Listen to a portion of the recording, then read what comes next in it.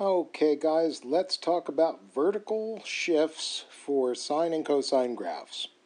So my very first graph here, I added a little something here. It's this 2. Guess what? This is my vertical shift. And since it is a positive 2, it's going to move my graph up 2 units. We've already seen the other 2 numbers and what they do, but let's just review. This guy right here, I take its absolute value, I would get positive 3. That guy would be called my amplitude. And then this guy right here is my b value, so I would do 2 pi divided by b, which gives me pi halves as a period. So a little bit, I'm going to throw something out here. When you're talking about the period, what you're talking about is this graph is going to be from 0, then all the information you see on the x-axis is from 0 to pi over 2, and that would be considered 1 period for this graph. I'm going to introduce this kind of look here because you'll see it in the next lesson how it affects our shifting. But what am I getting at? If I'm going to sketch this graph, I'm going to come down here and I'm going to draw a coordinate system, but I'm going to extend it on the right quite a bit. You'll see why in a few seconds here. But I still need to know my increments. So I take whatever the period is. Remember, whatever this period value is, I do pi over 2 here times 1/4. That means the dashes on my x-axis, I'm going to be counting by eighths. So 1/8, 2/8, 3/8, 4/8. So once again, my graph will start at 0. And then, like I'm saying here, that would be 1/8, 2/8, but I don't call it 2/8. I reduce. I call it 1/4 or pi fourths. Then 3/8, 3 pi eighths. And then I don't say 4 pi eighths. 4 pi eighths would reduce to pi over 2. Now, what I just marked out there sideways is one entire period. It goes from 0 to pi over 2. That would be 1 period of movement. But I haven't applied my vertical shift yet. So here's what I want you guys to get used to doing here. You're going to go up 1, 2 units. Now this right here, I'm just going to use a separate color so you see it. This guy right here, I'm going to draw it in. This dude, I'm going to call my center line. My center line. It's 2 units up. That is my vertical shift. Now, be careful because I also have an amplitude adjustment. So I'm going to have to extend a little bit here on my y-axis to make this work. I'm going to go up 1, 2, 3 units from the center line. My amplitude is 3 units up from the center. So the center line is at 2. That would put this highest point at 5. Now, where is my lowest point going to be on this graph? It's going to be 1, 2, 3 units down. So when I sketch this graph, I'm just going to draw one period of this function, and then I'll come back and get the second period. I start on the line, but on the line is up here. It's not down low. On the line. You know what? I want to make this stand out, so I'm going to use a different color. I'm going to use blue. So I'm on the line, then I'm not flipped, so I go above the line. Then I come back to the line. Then I go below the line. Then I come back to the line. And if I sketch this graph,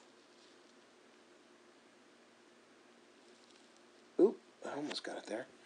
If I sketch this graph, that would be my sine graph being amplified by 3, having my period compressed because of the 4.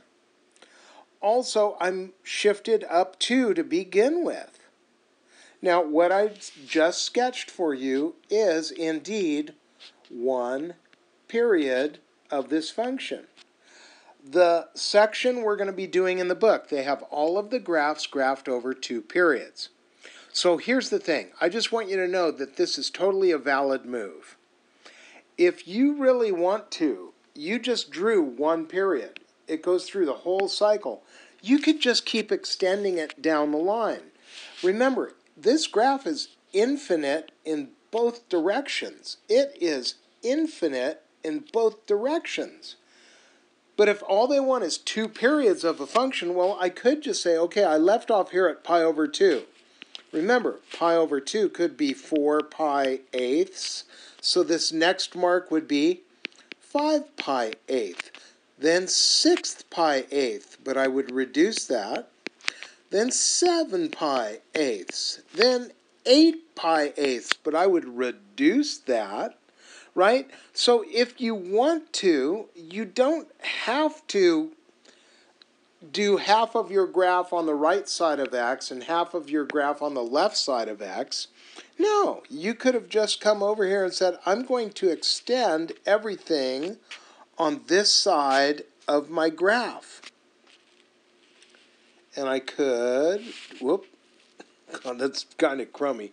The first part was really good. That part's a little bit sloppy. But there's 2 periods. If I wanted to, I could say there's 1 more period of my graph. Boom, I'm done. But just so you know, the book is going to do it backwards. They are. They're going to end up coming over here and saying negative pi half, or sorry, pi eighths, then negative pi fourths, negative 3 pi eighths, negative pi over 2. And while I'm doing this, I want to caution you, when you shift a graph vertically, don't accidentally go, oh, I'll just put my dot right here. Guess what? That dot does not land on the x-axis for this example. It doesn't. Undo that. Remember, it's down 3 from the center line. Then it goes back to the line. Then it goes above the line. Then it goes back to the line. So when you have a center line adjustment or a vertical shift, oh God, that was horrible. When you have, I'm just talking about that. That's kind of bad, but I'm not going to redraw it. Anyway, when you have a center line adjustment, be cautious. Don't put dots in the wrong spots. Remember, all of these numbers have a job to do, and you got to let them do their job. But let me point this out, a couple things I look for when I'm grading it. When I'm grading it, make sure you tell me what your center line is. Don't assume I'm going to know it. Also, label the highs, the lows, and the middle on the on the y-axis. If you make me guess, I will guess incorrectly and I'll mark it incorrect. Then, for sure, if it says graph for 2 periods, I don't care if you do 1 period on this side and 1 on this side, I don't care. But this graph right here, I have 3 periods graphed. If the instructions say 2 periods, don't give me 3. Don't give me 1. Don't give me 1.5. If it says 2, give me only 2. But let's look at a couple more examples of this type of graphing. And remember, the only thing we're really adding here is what's called a vertical shift, which we've done for every graph up to this point. We're not doing anything new. This is vertical shift. We'll add the sideways shift on the next lesson, but not this lesson. So let's do another. Let's take a look at this one, because this one is a cosine graph. Let me ask you, which one of these numbers here, because I have 3 numbers, -2, 1/2, 1/3. Which one of these numbers will affect my period? This guy is going to affect my period. It's going to adjust the period. Its name is B. That's called the B value. Which one of these numbers is my amplitude? my amplitude would be 1/2. And then, of course, this guy is my vertical shift, but this time it's going to cause my graph to go down 2 units. Now, when it comes to amplitude being a fraction, you don't have to make everything, rearrange all your scale and stuff for me. I will let you just mark it off halfway between units. That's fine. So, for example, on this particular problem, to save myself some room, I am going to graph everything on one side. I am going to put my y-axis right here. But I know that my graph has a center line at -2. So once again, just to keep it like I did last time, I'm going to put my center line at -2. And I am going to denote that for you, center line. That's this guy. And I'm going to mark it off. There's -2. But if I'm counting by halves here, that would mean right here at -1.5, that would be the height. And down here at -2.5, that would be the low for my graph. So this graph is going to be compressed or smushed down because the amplitude is only 1/2. But like I said, you can break up your number line how you want for this graph to appear. But I am going to this time mark all my increments up here. I'm just going to mark them up here for you. So here's 0. So let's go get those increments. First we need to know the period. So we do 2 pi divided by 1/3, which is the same thing as 2 pi times the reciprocal of that. So we get 6 pi for a period. My period. So this graph starts at 0 and goes to 6 pi. But how big are my counting pieces? 6 pi times 1/4, going to cross cancel. I'm going to be counting by 3 pi halves for my increments. Oh my gosh, increments. Okay, you know what I mean. That's horrible. Here we go. I'm going to mark this one off here. I'm going to say that's 3 pi halves. Then this would be 6 pi halves. This would be 9 pi halves. This would be 12 pi halves. Now take a look at that just for a second. I know I'm supposed to do some reducing. But what I'm trying to point out is sometimes it's easier just to mark it all off and then go back through and reduce your answers. Because I can always come back and say, okay, the next guy would be what? 15 pi halves.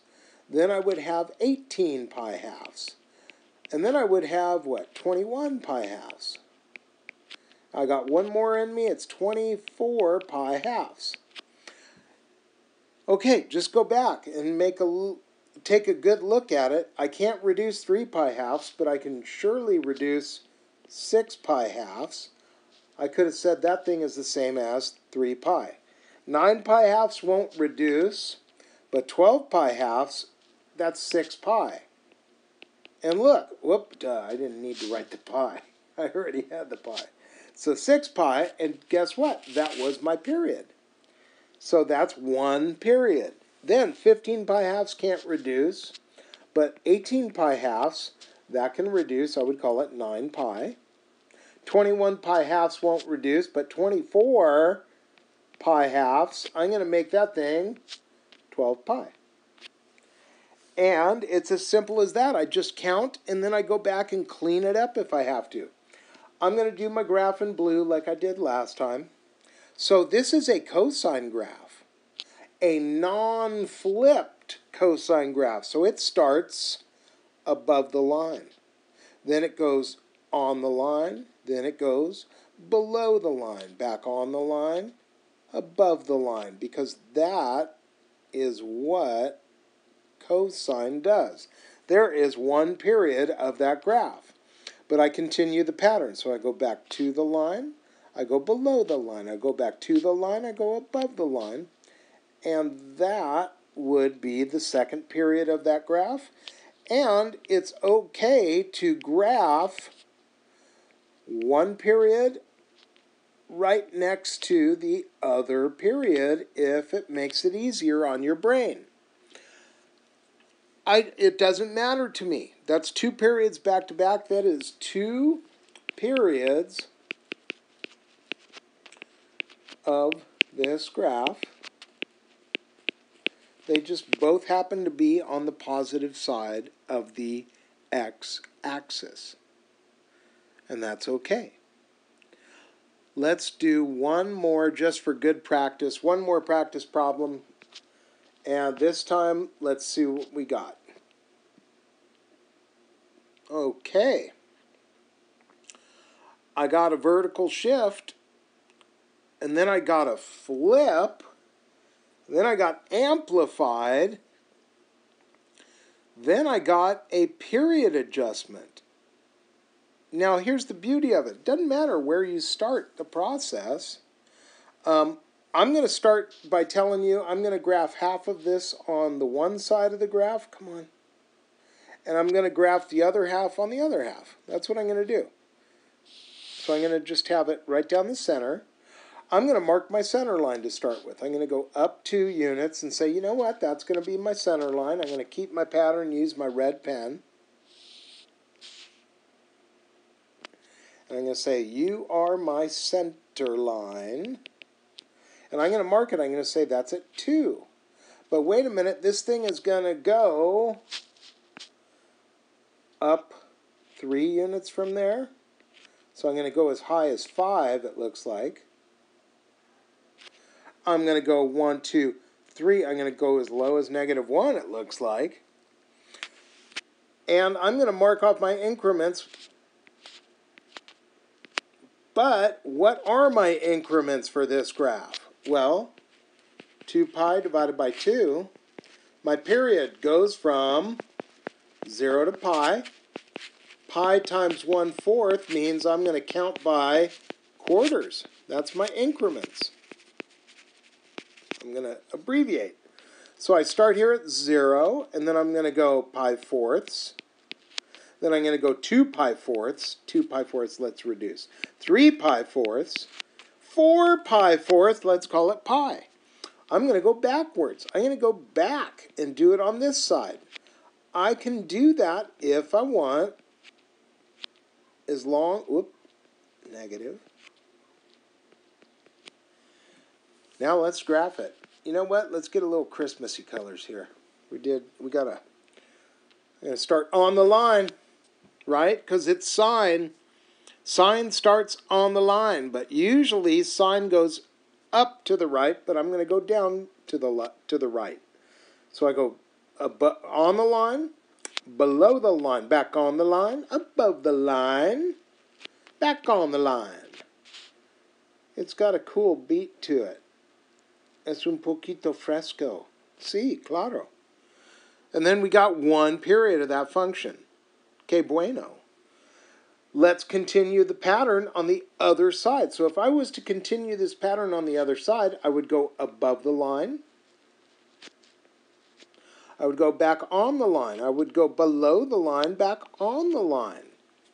And I would continue the smooth, curved pattern. And I would say that is a flipped, vertically shifted, amplified, compressed version of a normal sine graph. That's what I would say. Now, I want to make sure that you guys check everything on this one. I was disappointed in the book how they did not mark every single increment and every single thing. I want you guys to know you're supposed to mark everything correctly. So let's look at this. I did this for you. I went, here's the problems from page 157. And it says here, graph each function over a 2-period interval. But nobody said anything about the interval being half positive, half negative. So you'll see in my answer key, oh, by the way, pause it, take a picture of it. You'll see in my answer key, look, I did the very first one, I did 2 in a row. I marked my center line, right? And I went down, center line. And then I went 2 periods back to back. All right? But in the book, they did theirs half left, half right. So I did the rest of them like that. But I marked little pieces of information here along the way. Since we're talking about a vertical shift, it's a brand new concept. So take a picture of it. Here we go. Number 47. See number 47? Look at those increments. Pi over 10. They're counting by tenths. And look, I marked my center line for you at -1. Trying to make it easier for you to see what's going on. All right. And then look, I snuck that in. Whoop. Stop it. I snuck that in. That says 1/3, by the way. That says 1/3. This one says 1 2/3 because they wanted me to move up and then mark things off. My center line at 1. So anyway, check your answers as you go through. That's number 49. It got chopped off. I can see there. That's 49. There's 50. There's 51. Okay? So when you do these practice problems, there's the 8 answers down below for you to use. And check them, make sure you're getting them right. Now, the next lesson, we put every skill together. And then everything kind of starts falling into place. So our first lesson, we just did sine with amplitude and period. Now we're doing it with vertical shifts included. Guess what? We're doing side-to-side shifting next. That's our next big move. But that's going to be our next lesson. So, catch you guys later. Bye-bye.